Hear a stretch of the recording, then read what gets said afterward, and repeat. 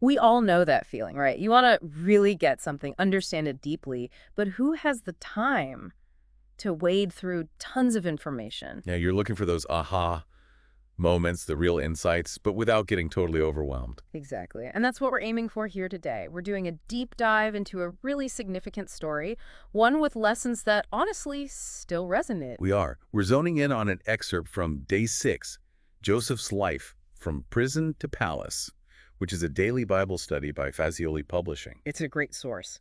Concentrated. It really focuses on this key moment, a powerful story, Right. So our mission, let's say, is to unpack this huge turning point in Joseph's life.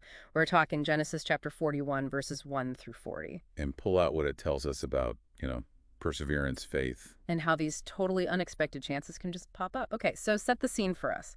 Where are we with Joseph at this point? Well, Joseph's still in prison, and it's been 2 years. 2 years after the cupbearer got out, the one who promised to help him? The very same. 2 years.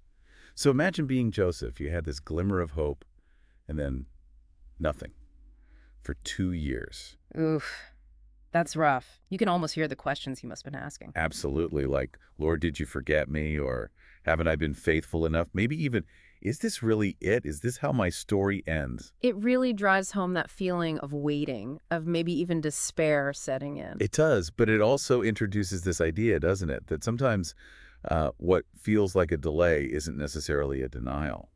That's a powerful thought. God's timing, not ours. Precisely. And what finally breaks this long silence?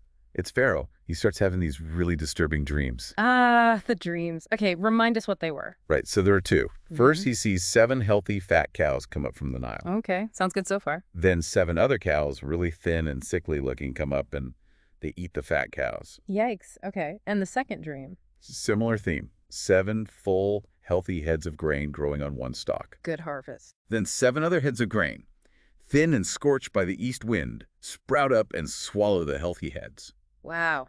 Okay, definitely unsettling. You can see why Pharaoh would be troubled. Deeply troubled. So he calls in all his usual experts, his magicians, his wise men, standard procedure. The best minds in Egypt, presumably? You'd think, but none of them. Nobody can figure out what these dreams mean. They're stumped. Which is interesting, isn't it? The most powerful man, surrounded by the smartest people, and they hit a wall. Human wisdom has its limits. It really does. And it's in that moment of collective confusion, that powerlessness. That someone finally remembers Joseph. Exactly. Yeah, cupbearer. Suddenly, now he remembers the Hebrew prisoner who interpreted his dream accurately 2 years ago. After 2 years of silence, that timing is just uncanny. It feels significant, right? Like, why now? It suggests maybe this recollection, this connection, was meant for this specific moment when the need was greatest. It makes you think about forgotten connections in our own lives, doesn't it? Definitely. And just like that, boom, Joseph's world is turned upside down. In a good way this time. Describe that shift. Well, the text paints this picture, you know. Yeah. One moment, Joseph's in the dungeon, probably literally in rags, forgotten. Yeah. The next, he's cleaned up, given fresh clothes, and he's standing in the palace before Pharaoh himself. From the pit to the palace, the speed is just staggering. It's almost whiplash-inducing. Yeah. It really underscores how quickly circumstances can change, sometimes when you least expect it. So Pharaoh tells him, look, I had these dreams, nobody can interpret them, but I heard you can. Right. I've heard it said of you that when you hear a dream, you can interpret it. High stakes. And Joseph's response here is, I think, absolutely key. What does he say? He says, it is not in me. God will give Pharaoh a favorable answer. Wow. Straight off the bat. No, yeah, I'm your guy. Nope. Zero self-promotion. He immediately deflects the credit, points upwards, says the ability isn't his own. That's incredible humility, especially given the situation. He could have easily played it up. He could have, but he doesn't.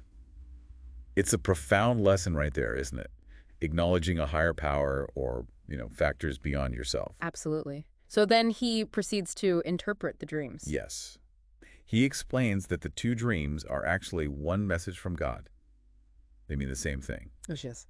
7 years of incredible abundance are coming to Egypt, like unprecedented plenty. Okay, that sounds great. What's the catch? The catch is that those 7 good years will be immediately followed by 7 years of devastating famine. So severe, he says, that the abundance will be completely forgotten. Oof. That's a serious prediction for the whole country. Huge implications. Yeah.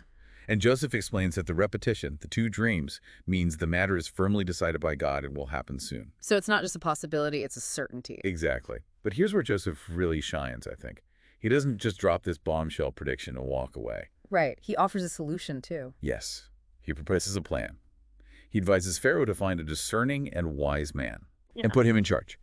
This man should appoint overseers and collect 1/5 of the harvest during the 7 abundant years. Store it up, like a national savings plan, but with grain. Basically, yes. Sure. Save up during the good times to prepare for the bad times. It's practical, strategic thinking. He didn't just interpret, he strategized. That shows incredible foresight. It really does. And Pharaoh, he's completely amazed. You can imagine. How does he react? He turns to his officials and says something like, "Can we possibly find anyone else like this? A man who has the Spirit of God in him." Wow. He recognizes something divine, or at least divinely inspired, in Joseph. He sees the wisdom, the insight, the practical plan, and attributes it to something beyond just human cleverness. So what does he do? He turns directly to Joseph and essentially says, "Look, since God has shown you all this, nobody's as discerning and wise as you are. Okay. Therefore," he declares, "you are hereby in charge of my palace. All my people will take orders from you." Whoa! Just like that. Just like that. And then he adds the kicker. "Only on the throne itself will I be greater than you." So, Joseph goes from prisoner. To prime minister, basically. Yeah. Second most powerful man in the entire kingdom. In a single day. Maybe a single conversation. It seems incredibly rapid. Prisoner in the morning, running the country by evening.